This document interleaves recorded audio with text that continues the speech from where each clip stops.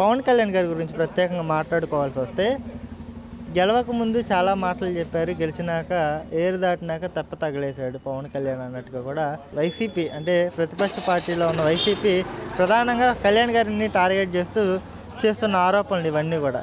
నిజంగా కళ్యాణ్ గారిలో ఒక నిలకడ లేదు, నోటికి ఏదో వస్తే అది మాట్లాడతాడు, ఏమొస్తే అలాంటి హామీలు ఇచ్చేస్తారని చెప్పేసి అంటున్నారు కదా. నిజంగా గ్రౌండ్ రియాలిటీలో అదే కనపడుతుంది. దీని గురించి చెప్పాలంటే మీరేం చెప్తారు? ఫస్ట్లో పార్టీ పెట్టిన కొత్తలో ఆచితూచి మాట్లాడారు, ఏదో ఆవేశంతో మాట్లాడారు అన్న మాట ఒప్పుకుంటాం. రాను రాను ఈరోజు పవన్ కళ్యాణ్ గారు పీచ్ కోసం ఎదురు చూస్తున్నాం మేమైతే. ఆయన పీచ్ చెబితే మోటివేషన్ అవుతున్నట్టు ముందు మాకు పీచ్లో పసపోయినట్లేదు ఈ మధ్యకాలం. అంటే ఇప్పుడు ఇంతకు ముందుకున్న ఇప్పటికి మీరు అదే సార్, ఇంతకుముందు అధికారం లేదు సార్, ఏం మాట్లాడినా పర్లేదు సార్.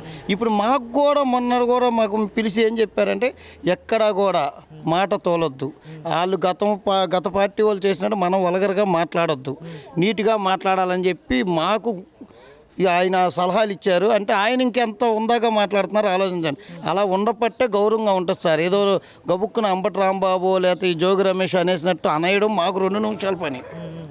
కానీ అలా అనకూడదు. మనం ఇప్పుడు ఒక హోదాలో ఉన్నాం, దాన్ని బట్టి ప్రవర్తించాలనే ఆలోచనలోనే ఉన్నారు పవన్ కళ్యాణ్. ఆత్మందాలోనే వెళ్తున్నారు ముందుకి. పిఠాపురంలో ఇప్పుడు ప్రస్తుతం కుల రాజకీయాలు తెరలేపాయి. చిన్నపిల్లల్లో సైతం కులం అనే ఒక అంశాన్ని చూపించి వివక్ష చూపిస్తున్నారు అన్నట్టుగా కూడా కొన్ని సోషల్ మీడియాలు, కొన్ని యూట్యూబ్ ఛానల్స్ అక్కడికి వెళ్ళి అక్కడ ఏదో జరిగిపోతుంది అన్నట్టుగా కూడా చిత్రీకరించే ప్రయత్నం చేయడం. అసలు ఇంత జరుగుతున్నా సరే స్థానిక నియోజకవర్గ ఎమ్మెల్యేగా ఆయన ఎందుకు రియాక్ట్ కాలేకపోతున్నారు? పిఠాపురంని అసలు ఆయన పరిగణలోకి తీసుకుంటున్నారా లేదా? వాస్తవికత ఏంటంటే మీరేం చెప్తారు? అసలు పిఠాపురంలో కులం అనేది అసలు లేదు సార్. వైసీపీ కావాలని చెప్పి కట్టి పిల్లల మీద కులాన్ని రుద్దుతుంది. కానీ అసలు పవన్ కళ్యాణ్ అసలు కులం అనేది ఎత్తిందే రాజశేఖర రెడ్డి గారు వచ్చిన కులం బయటకు వచ్చింది. ఆ కులాన్ని అసలు ఏమీ లేకుండా పునరాస్తం లేకుండా చేసింది పవన్ కళ్యాణే.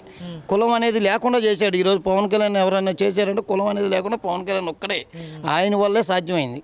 ఈ రోజు వరకు నేను టీడీపీకి ఓటేయడం తెలియదు సార్ నాకు. అలాంటిది పవన్ కళ్యాణ్ గారు చెప్పిన టీడీపీకి ఓటేసా. మరి ఇంకెక్కడ ఉంది సార్ కులం? అవన్నీ ఉత్తి మాటలండి. అసలు లేదు సార్, కులం అనేది పవన్ కళ్యాణ్ గారి దృష్టిలో లేదు. అది కావాలని చెప్పి వైసీపీకి ఏదో ఒక వంక కావాలని చెప్పి చేస్తున్నారు. ఈరోజు 1 కోటి సంతకాలను పెట్టారు. అది నిజమని మీరే చెప్పండి, రండి నేను చూపిస్తా. రోజుకో చర్చి పెట్టి ఆదివారం చర్చి కాడ పెట్టేసేవాళ్ళు 4 మనుషులు జీతాలు ఇచ్చి, దాని మీద 1 కోటి సంతకాలు తీసుకున్నారు. గుడి కాడ 1 కోటి సంతకాలు అనేవాడు, మసీదు కాడ 1 కోటి. ఏంటండి ఇది? అటు 1 కోటి సంతకాలు అంటే ఇంటింటికి వెళ్ళి తిరిగి చేయాలి. మసీదు కాడ శుక్రవారం పూట మసీదు కాడ 12ంటికి వచ్చేవాళ్ళు 4 వైసీపీ కార్యకర్తలు ఓ పుస్తకం పట్టుకొని 1 కోటి సంతకాలని. శివాలయం కాడ మొన్న శివరాత్రిలో శివాలయం కొలితే శివాలయం కాడికి వచ్చేవాళ్ళు ఉదయం సంతకాలు పెట్టండి అని, కార్తీక మాసంలో. ఆదివారం వస్తే చర్చిల కాడ పెట్టేవాళ్ళు. ఇది 1 కోటి సంతకాలు. ప్రతి ఆదివారం ఆడాక వస్తాడు చర్చికి, ప్రతి ఆదివారం నేనేగా గుడికి వెళ్తా. అది పరిస్థితి. రమ్మనండి, రియల్గా 1 కోటి సంతకాలు ఎన్ని ఉన్నాయో చూపించమనండి. పేక్ అండి, పక్కాగా పేక్ అండి. అది 4 వారాలు 4 చర్చిలు కానీ ఒకే. ఇప్పుడు మన మార్వాడి గుడి కాడ ప్రతి శనివారం ప్రతి సోమవారం పొద్దున పూట వచ్చి కూర్చుండేవాళ్ళు అండి. మరి అది పేక్ కాదండి? ప్రతి శుక్రవారం సోమవారం నేను వెళ్తానండి గుడికి. అలాగే నాతో పాటు ప్రతి సోమవారం అందరూ వెళ్తారండి.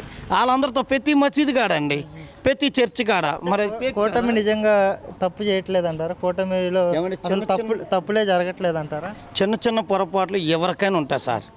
దాన్ని మనం ఒకరోజు అటు ఇటు టైం పట్టిద్ది. కొద్దిగా మనం ఇంకా ఎక్కామో లేదో అన్నీ అయిపోవాలంటే అయిపోవు సార్. కొద్దిగా టైం అనేది ఇవ్వాలిగా మనం కూడా. చాలా వరకు కూటమి నెంబర్ 1గా పనిచేస్తుంది. ఆ రోజు వర్క్కి ఈ రోజు వర్క్కి చాలా తేడా ఉంది. అది పవన్ కళ్యాణ్ గారు అసలు మీరు ఎక్కడో వద్దు సార్. ఈరోజు వికలాంగులు మన రాష్ట్రం వాళ్ళు ఎవరైనా ఉన్నారు దాంట్లో? చాలా తక్కువ ఉన్నారు. అందరిని ఒకేలా చూసారా లేదా? నిన్న వికలాంగులు క్రికెట్ మ్యాచ్లో ఎవరికి ఉంది సార్ ఈరోజు అలాంటిది? ఆ పాప రోడ్డు అడిగితే రోడ్డు ఎమ్మనే సెలక్షన్ చేశారు. ఏది సార్? ఆయన మీద బురద జల్లాలని, కాకపోతే ఆయన లాంటి నాయకుడు మళ్ళీ పుట్టడు, ఇంకో జన్మెత్తినా రాడు. అంటే ఇప్పుడు ఈ మధ్య ఎవరు వెళ్ళినా కళ్యాణ్ గారిని ఎవరిని కలిసినా రోడ్లే అడుగుతున్నారు కదా. ఇంకా రోడ్లు వేయకపోవడానికి కారణం ఏంటి? కూటమి ప్రభుత్వం రోడ్లు చాలా వరకు అయిపోయినాయి సార్. ఇంకొంతమంది అడుగుతున్నారు. అడుగుతారు సార్. నిన్న కూడా ఒక కానిస్టేబుల్ కలిసాడు, మా ఊరికి రోడ్డు వేయండి సార్ అని అడిగాడు. సార్ ఒకటి చెప్పనా సార్, 1.5 సంవత్సరం అయింది సార్ వచ్చి. ఇంకా మనకు 3 సంవత్సరాలన్నర ఉంది సార్. మీరు ఆలోచించాలి, 1.5 సంవత్సరంలో అన్ని రోడ్లు అయిపోవాలంటే 5 ఏళ్ళు అడగని వాళ్ళు ఇప్పుడు అడుగుతున్నారంటే మీరు అర్థం చేసుకోవాలి. 5 ఏళ్ళు అవదాన్ని తెలిసి ఈయన వస్తే అయ్యిద్దని తెలిసి అడుగుతున్నారు. ఇప్పుడు పెడతానంటేనే కదా సార్ ఎవరికైనా ఆశ. అదే జరుగుతుంది ఇక్కడ.